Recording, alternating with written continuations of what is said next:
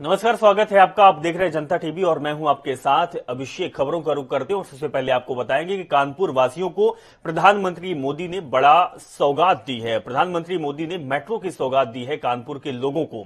कानपुर को पीएम नरेंद्र मोदी ने सौगात देते हुए जनसभा को भी संबोधित किया है। इसके बाद मौसम खराब होने के कारण उनको नई दिल्ली वापसी के लिए सड़क मार्ग से लखनऊ आना पड़ा। लखनऊ के चौधरी चरण सिंह इंटरनेशनल एयरपोर्ट से विशेष विमान से पीएम मोदी नई दिल्ली के लिए रवाना हो गए। आपको बता दें कि प्रधानमंत्री मोदी वायुसेना के विशेष विमान से कानपुर के चकेरी एयरपोर्ट पर उतरे। उसके बाद मौसम खराब होने पर सड़क मार्ग से आईआईटी कानपुर पहुंचे थे, जहां पर उन्होंने दीक्षांत समारोह में हिस्सा लिया और छात्र छात्राओं से संवाद भी किया।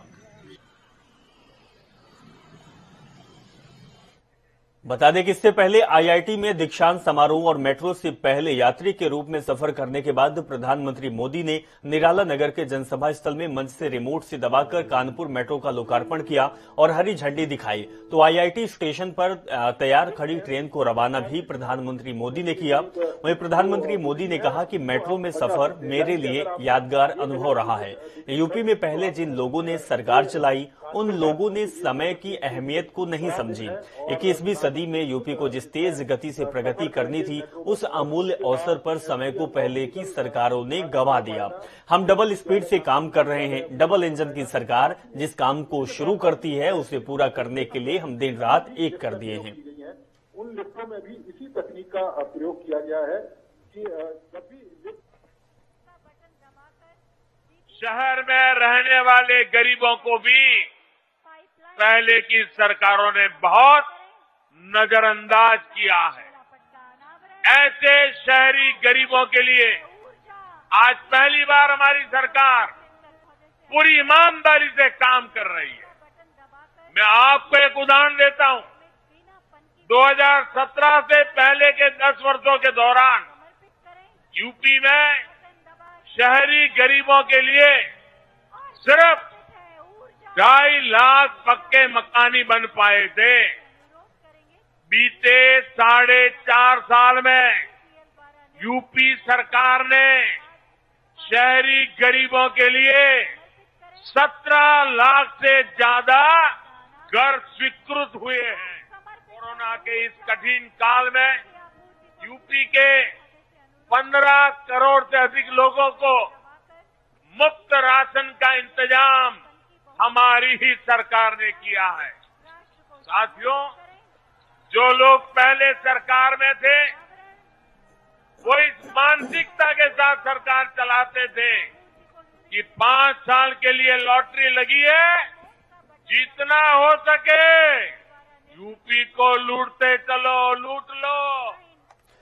उत्तर प्रदेश में 2022 में होने वाले विधानसभा चुनाव की तैयारी और माहौल परखने के लिए मुख्य निर्वाचन आयुक्त सुशील चंद्रा अपनी टीम के साथ 3 दिन के दौरे पर लखनऊ पहुंचे। लखनऊ पहुंचने के कुछ देर बाद ही टीम ने अपना काम शुरू कर दिया। निर्वाचन आयोग की टीम ने योजना भवन में Bharatiya Janata party, Samajwadi party, Bahujan Samaj party, Congress और अन्य दल के नेताओं के साथ भेंट की। मुख्य निर्वाचन आयुक्त सुशील चंद्रा के साथ निर्वाचन आयुक्त डॉक्टर अनूप पांडे और राजीव कुमार देश के 5 राज्यों में होने वाले विधानसभा चुनाव की तैयारी परख रहे हैं।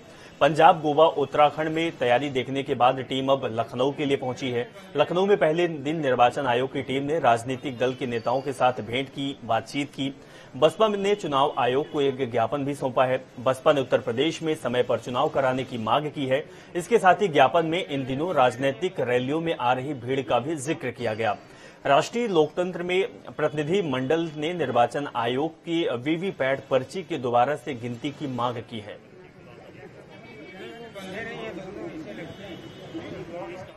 विधानसभा चुनाव से पहले भारतीय जनता पार्टी का प्रदेश को मथने का अभियान चरम पर है। गृह और सहकारिता मंत्री अमित शाह ने हरदोई में जनसभा की, जहां हरदोई के जीआईसी मैदान में भाजपा की जनविश्वास यात्रा के आगमन पर पहुंचे अमित शाह ने विपक्षी दलों पर प्रदेश को जाति में बांटने का आरोप लगाने के साथ सीएम योगी आदित्यनाथ के शासन को जमकर सराहा।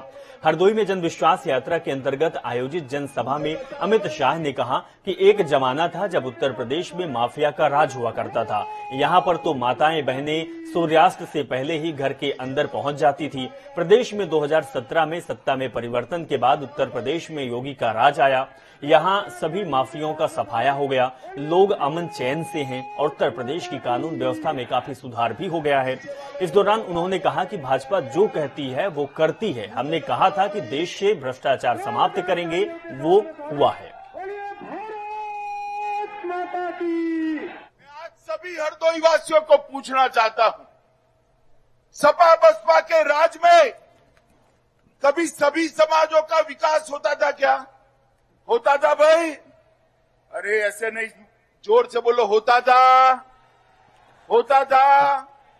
सपा आती थी तो एक जाति का विकास करती थी, बसपा आती थी तो दूसरी जाति का विकास करती थी।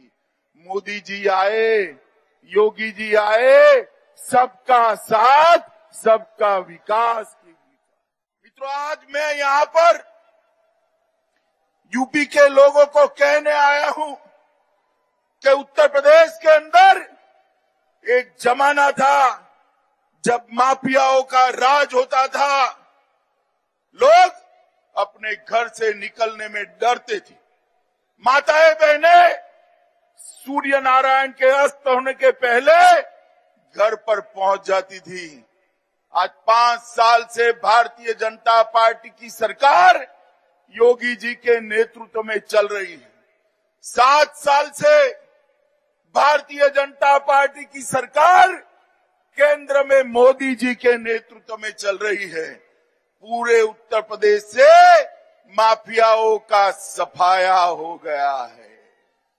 मित्रों, ये समाजवादी पार्टी की एबीसीडी ही उल्टी है। इनका है, ए से मतलब है अपराध और आतंक, बी से मतलब है भाई भतीजावाद, सी से मतलब है करप्शन और डी से मतलब है दंगा। भारतीय जनता पार्टी ने ये पूरी एबीसीडी पर पानी फेरने का काम किया। यूपी के चुनाव को देखते हुए राष्ट्रीय अध्यक्ष जेपी नड्डा हापुड़ में जनविश्वास यात्रा के अंतर्गत आयोजित जनसभा को संबोधित किया। इस मौके पर उनके साथ हरियाणा के पूर्व वित्त मंत्री कैप्टन अभिमन्यु भी मौजूद रहे।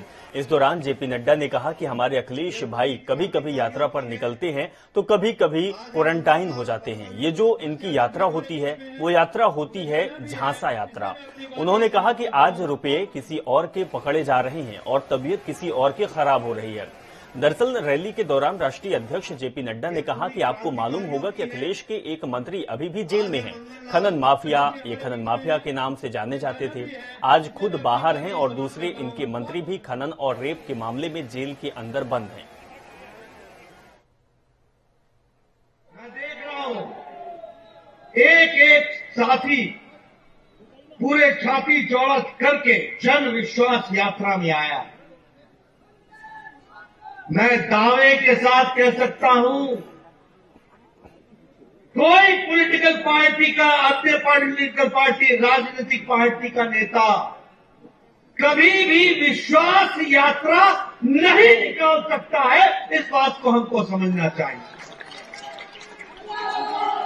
वो क्यों नहीं निकाल सकता है?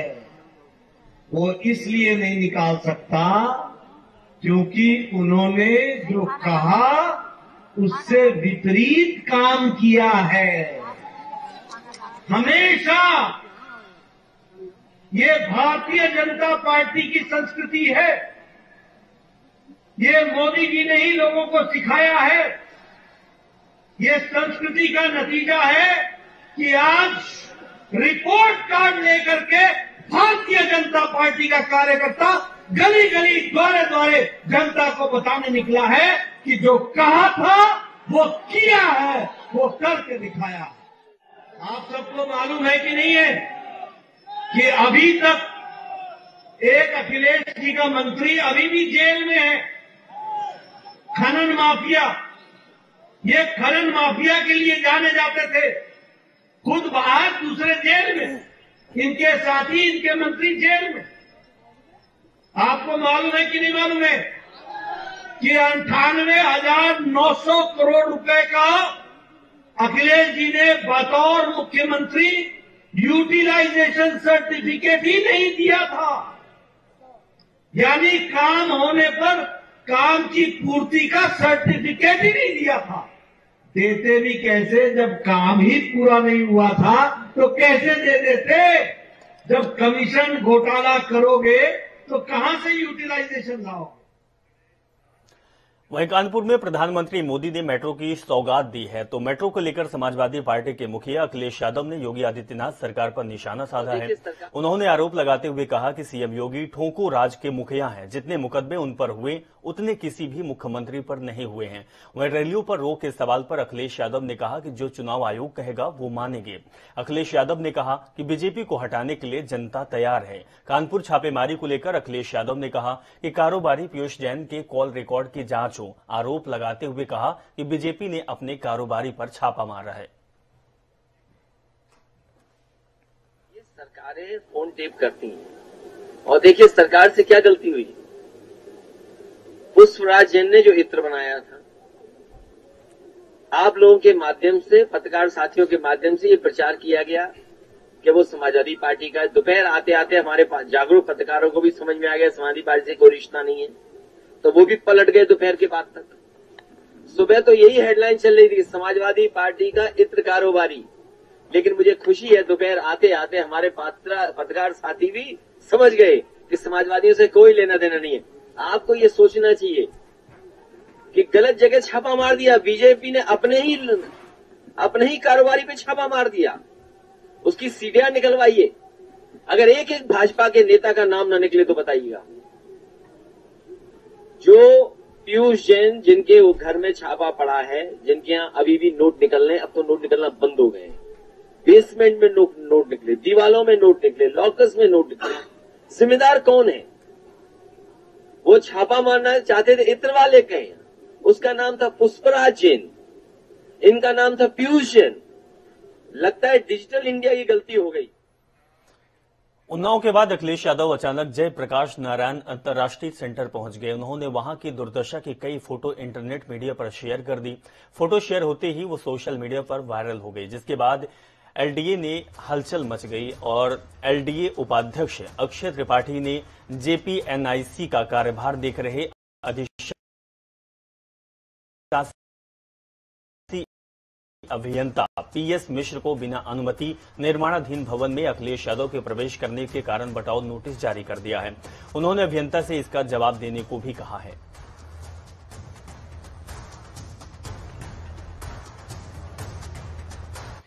उत्तर प्रदेश के मुख्यमंत्री योगी आदित्यनाथ कल अमरोहा के हसनपुर में रहेंगे, जहां वो सुखदेवी इंटर कॉलेज के मैदान में जनसभा को संबोधित करेंगे। साथ ही अमरोहा जिले को स्टेडियम की सौगात समेत 40 करोड़ रुपए के विकास कार्यों का लोकार्पण भी सीएम योगी आदित्यनाथ करेंगे। तो सीएम योगी आदित्यनाथ के अमरोहा आगमन का सरकारी कार्यक्रम जिला मुख्यालय को मिल गया है। आपको यह भी बता दें कि सीएम योगी आदित्यनाथ दोपहर 2:25 पर हसनपुर पहुंचेंगे और जिलाधिकारी बीके त्रिपाठी ने बताया कि मुख्यमंत्री के आगमन का सरकारी कार्यक्रम प्राप्त हो चुका है। भाजपा की जनविश्वास यात्रा कल अमरोहा पहुंच रही है और अमरोहा की एक जो विधानसभा है हसनपुर, वहां के जो सुखदेवी इंटर कॉलेज है उसके ग्राउंड में एक विशाल जनसभा का जो आयोजन किया गया है, उस विशाल जनसभा को संबोधित करने के लिए सूबे के जो मुख्यमंत्री योगी आदित्यनाथ हैं वो कल पहुंचेंगे अपने हेलीकॉप्टर से और उसके बाद में जनसभा को संबोधित करेंगे। और इस जनसभा को जो सुनने के लिए लोगों की जो भीड़ है वो बताई जा रही है, लगभग 30 से 40 हजार लोगों की जो भीड़ है यहाँ जुटेगी। और यहाँ पे जो एक पंडाल है, मैं कैमरामैन से गुजारिश करूंगा, पंडाल है उसकी पूर्ण रूप से जो तैयारियां हैं भाजपा के नेताओं व प्रशासन द्वारा वो पूरी कर ली गई हैं। हेलीपैड भी जो है वो कहीं ना कहीं बना दिया गया है और सारी तैयारी जो है पूर्ण रूप से हो चुकी हैं। और सुबह यहाँ लगभग कल दोपहर के 2:30 पर योगी आदित्यनाथ पहुंचेंगे और इसके बाद जनसभा को संबोधित करेंगे। इस जनसभा में कैप्टन अभिमन्यु भी मौजूद रहेंगे। इरशाद अहमद के साथ जनता टीवी से महेंद्र सिंह की रिपोर्ट। उत्तराखंडियन बचाओ अभियान कार्यक्रम के प्रथम चरण की शुरुआत हल्द्वानी से हो गई है। पूर्व मुख्यमंत्री हरीश रावत के आह्वान पर उत्तराखंडियन बचाओ कार्यक्रम की शुरुआत हुई। इस कार्यक्रम में उत्तराखंड के पूर्व मुख्यमंत्री हरीश रावत, कांग्रेस नेता यशपाल आर्य और जागेश्वर विधायक गोविंद सिंह कुंजवाल शामिल हुए। इस मौके पर पूर्व मुख्यमंत्री हरीश रावत ने कहा कि उत्तराखंड हमारी संस्कृति एकता का प्रतीक है और हमने उसको बचाने का प्रण लिया है। उनके मुताबिक उत्तराखंड के नव अभियान के रूप में राज्य आंदोलन के नारे और बलिदान को जनता तक पहुंचाया जाएगा और बताया जाएगा।